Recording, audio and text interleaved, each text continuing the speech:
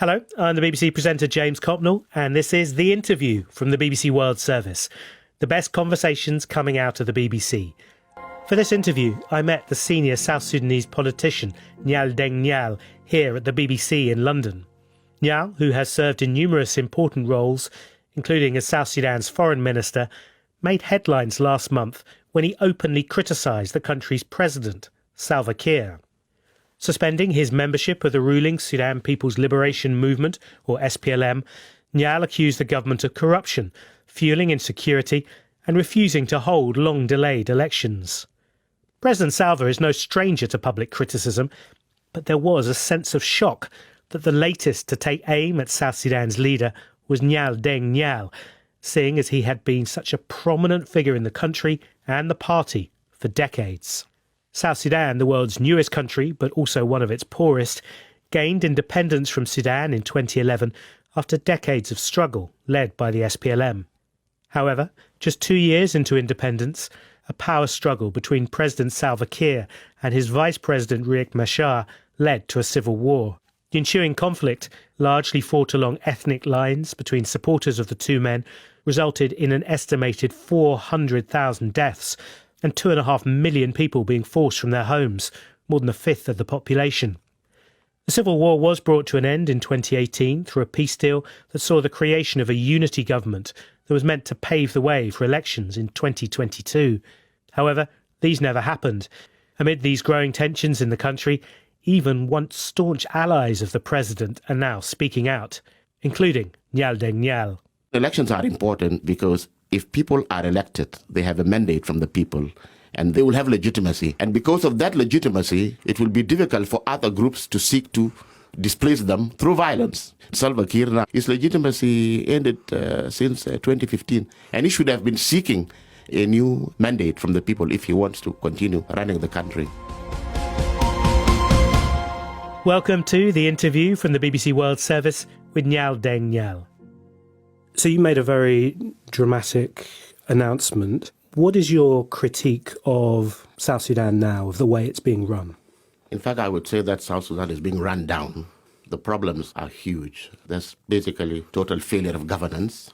Nothing is working. There is very serious political instability that has actually manifested itself in violence all across the country. There is intracommunal violence, intercommunal violence, and of course political violence. The economy is in shambles. The South Sudanese currency basically is now worthless. Life is extremely hard for most South Sudanese these days.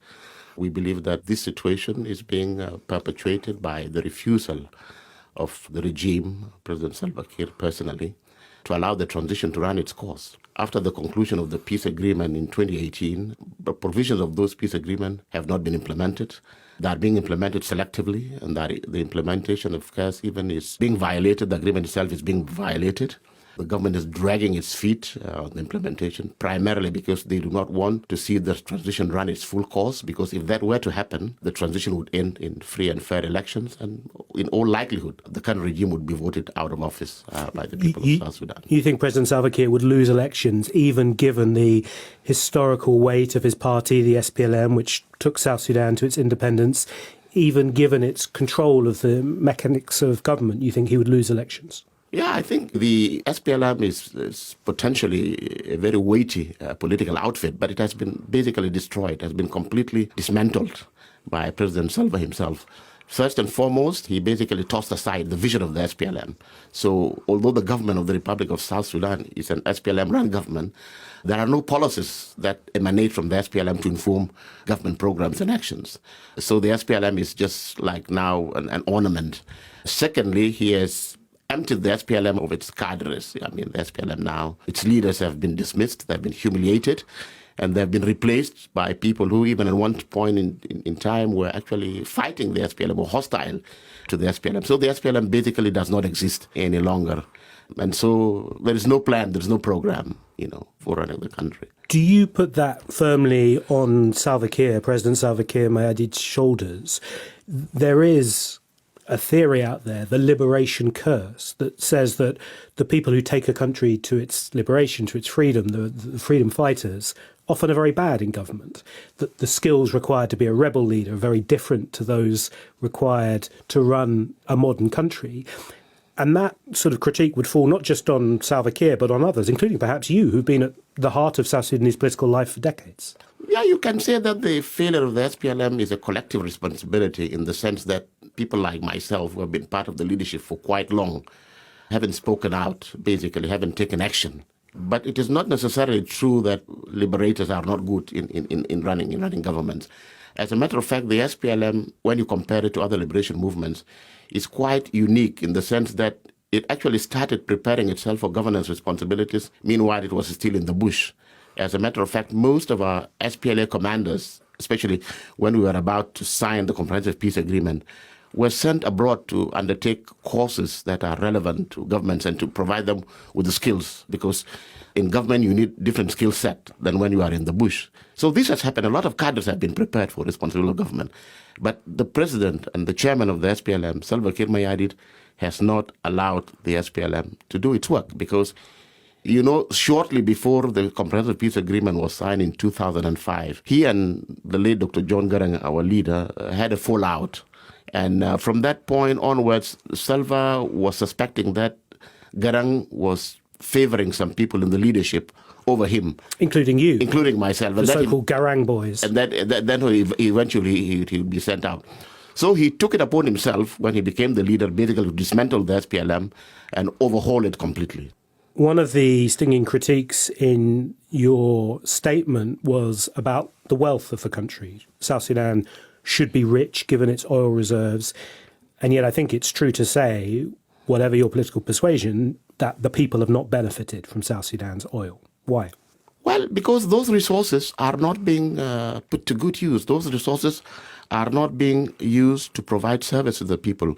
Those resources are not being utilized to provide security, to put in place law and order, to dispense justice.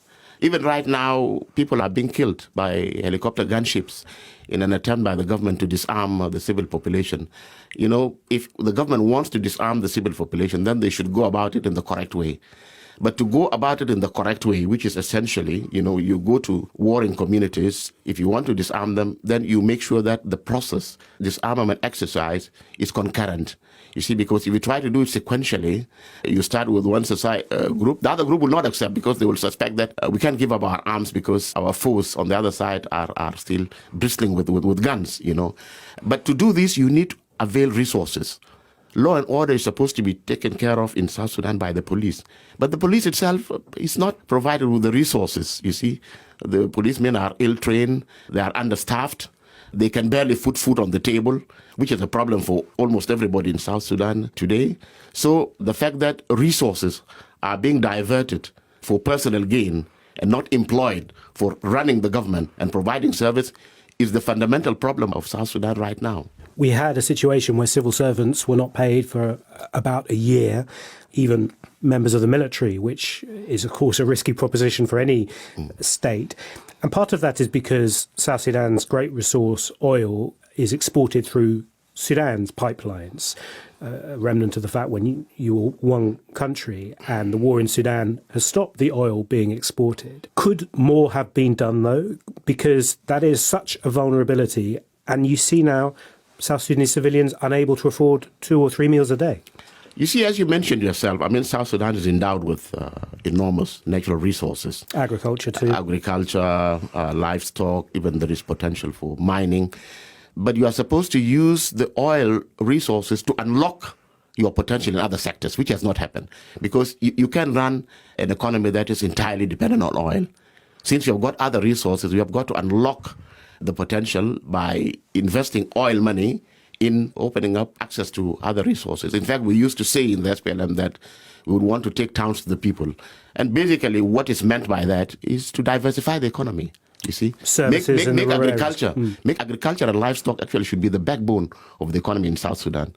Because if you look at the population of South Sudan, if you look at the resources that people have, we have got the land, we have got water, and we have got livestock. So basically, it makes sense that you should focus on agriculture. So instead of using the money that we get from oil to unlock the agricultural potential and the livestock potential, and of course not to mention the huge wildlife-based tourism potential of South Sudan, all this money is being squandered, is being used for personal benefit. We have seen great cuts to Western aid budgets, the US in particular, but also Britain and other countries. And that is having an impact in South Sudan in feeding people who desperately need it. Do you look at that then and say, we need more help from Western countries? Or do you say, actually, as South Sudanese, we ought to be able to feed ourselves? We shouldn't have to rely on gifts, donations from foreign countries? Yeah, both propositions are true. I mean, given our resources, we shouldn't be begging or asking for aid. But at the same time, our country has been brought to its knees by the government, and we can dispense with international aid until such time as when we are able to stand on our own feet and then be able to provide for ourselves. You lay out a framework for progress in South Sudan, which, and I'm going to summarize a long document, but essentially is based on free speech, a new constitution, free and fair elections. How would that help? Because one argument in South Sudan has always been this is such a divided society and groups often have guns to support their agendas, and elections can actually be a source of tension rather than something that resolves a problem. Elections are absolutely critical because what's happening is that the gun culture is something that we have brought into government from the liberation process. The armed struggle that we waged helped us eventually liberate our people and get an independent South Sudan. But it has also come with a curse. You see, it has made violence an integral part of the political culture. If we do not set this aside, then we are heading for total collapse. The reason elections are important is because if people are elected, they have a mandate from the people, they will have legitimacy. And because of that legitimacy, it will be difficult for other groups to seek to displace them through violence, you see. So let us instill in South Sudan the political culture of democracy and tolerance, you see, because even Salva Kiir now, he has lost his legitimacy. His legitimacy ended since 2015, and he should have been seeking a new mandate from the people if he wants to continue running the country. You'll be aware that Salva Kiir's supporters would react very strongly to that. They would say, he's the president, no one else has been elected, he is a legitimate president. He's a de facto president, but no longer a legitimate president. That's the point. We don't understand why Salva Kiir and his supporters would not try to seek a fresh mandate from the electorate. You see, because if there are no elections, if people like Riek Machar and other people holding arms are not given the opportunity to vie for political power through the ballot box, they will continue to fight. There will be armed resistance, and they would be justified in doing that. You mentioned Riek Machar there. He broke with the SPLM during the long war against Khartoum at the time of One Sudan. He was the opposing side to Salva Kiir during the civil war that broke out in 2013. We've seen peace deals. He's been back in government a couple of times as first vice president. He's currently facing treason charges in Juba right now.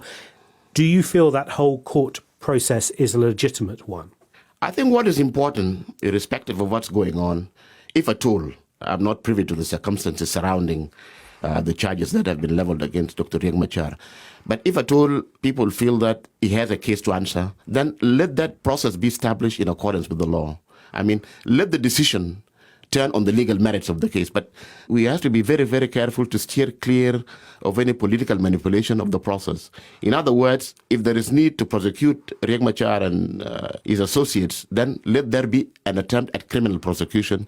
But let us not engage in activities that would basically disguise political persecution as criminal prosecution. Is that what you fear is happening right now? I am afraid that's going to happen. And the potential consequences of that in South Sudan, which is already split partly on ethnic lines, on community lines with Riek Machar and Nuer, Salva Kiir, Dinka, could be very, very serious indeed. Yeah, the situation is already very bad, and it could be even worse if people feel that the trial of Dr. Riek Machar is a sham, it's political, not really criminal, then there will be a problem. Then there will be a problem, definitely. And I believe that the situation can't get any worse than it already is. So I fear to think of the consequences if the trial of Dr. Riek is not handled properly. Is a return to outright war a possibility? There's already a lot of clashes right now. Yeah. The SSPDF is fighting SPLM-IO in different parts of the country. So that's the government army against Riek Machar's troops. Exactly. So the ceasefire has completely broken down, and there is fighting all over the country. And I believe that the government is even aggravating it further by its actions. I think yesterday there was a bombardment in parts of Tonj East where civilians got killed. I mean, as I mentioned before, they are not going about the process of disarming the civil population in the correct manner. I mean, it's a totally disproportionate response by the government using helicopter gunships. And these helicopter gunships, if you look at the victims of the bombing, they are all civilians, women and children. Not even in the case of Nasser, I don't know how many White Army or SPLA-IO were killed by helicopter gunships. So Nasser was this incident in which the White Army, a Nur youth militia, attacked the town of Nasser. Very strong government response, and that is the basis for the trial of Riek Machar. He is seen as being close to him. But you see that as a disproportionate response by your former colleagues in government? No, I mean, the government is fully entitled to fight its enemies. But in doing so, you shouldn't be killing women and children. That's what's happening in many parts of the country right now as we speak. Do you feel, as many in South Sudan do, that President Salva Kiir is preparing Benjamin Bolmel as his successor? He's been appointed as vice president, someone who doesn't have the same liberation struggle credentials as many of the old guard of South Sudanese politics like yourself do. The indications are that that is probably what he's trying to do. But that's not the problem. That's not the issue. The issue is basically anybody that assumes power in Juba, even if that person has been handpicked or designated by Salva Kiir, that person has to have the support, the blessings of the SPLM as a political party and of the country in free and fair elections. Any South Sudanese citizen can seek to be the president, but you have to be chosen by the people. Otherwise, that would create problems. South Sudan's short post-independence history, but even if you go back before its independence, is full of examples of dissidents taking up arms and then afterwards coming back into government. You've formed a new movement. Will it be a peaceful one, or are you prepared to use violence to obtain your ends, your desires? We would hope that we won't have to resort, you see, to armed struggle. But if President Salva Kiir and his government continue to resist the transition, so that the transition comes to a halt, then there will be no alternative, not only for me, but for other South Sudanese, other than to resort to armed resistance. It will become inevitable. But surely the last thing South Sudan needs is another armed group, another conflict. The villager struggling to get enough to feed himself doesn't want men with guns rampaging through his village. Yeah, but the problem men with guns are rampaging through village is because of governance. Because if this regime continues in power and running the country the way it is, then there will be no end in sight to the suffering of the people. The people will definitely be compelled to pay a sacrifice in order to free themselves. There's going to be pain. It's not going to be free of pain, the process. But it is something that has to be done. You know, it has to be done because otherwise, I think the very existence of South Sudan itself as a state would be brought into question. How so? Can you explain that thought? Yeah, because the political elite, they want political power. And they are being denied political power by the regime. The only way the regime can resolve this problem is to allow those people the opportunity to seek political power through the ballot box. Because as I said, if there is no ballot box, at least most people would accept the idea of seeking power through the ballot box, getting a mandate and legitimacy from the people. But if that route is blocked, then there's no other alternative other than to resort to violence. And violence taking place all over the country is basically a recipe for disaster. Do you see anybody, whether it's Salva Kiir, whether it's any one of several other powerful men with guns, with armies, willing to accept defeat in an election? It's likely that the election results would be contested. But again, it all depends on how the elections themselves are conducted. I mean, right now, there's no political space. If you deny civic and political space, and then the government, let us say under the SPLM, IG becomes the only political party that campaigns, that goes out soliciting votes and so on, and others are denied that opportunity. Obviously, once the elections are held, if at all they are held under those circumstances, then most people the defeated party would not accept the outcome. So that's why I'm saying it's very, very important that even prior to the elections, we must give sufficient time to make the adequate preparations to ensure that once the elections are done with and the results are declared, everybody will feel that those results basically reflect the will of the electorate. There was so much optimism, so much joy in July 2011 when South Sudan declared its independence all over the country, all over the world, where there are diaspora South Sudanese communities, lots of goodwill, I think, around the world as well, which you saw as foreign minister. Do you feel that South Sudan's leaders, including yourself, have let the country down since then? Oh, absolutely. I mean, the manner in which the international community received the birth of the Republic of South Sudan was just amazing. Even we South Sudanese ourselves could not believe what we saw. I mean, the birth of a new country. Everybody, the world over, wanted to be associated with the birth of a new country and that success story. So to that extent, what has transpired very clearly indicates that we have actually let the country down. We have let the country down. Thank you for listening to The Interview from the BBC World Service. You'll find more in-depth conversations on The Interview wherever you get your BBC podcasts. Until the next time, bye for now.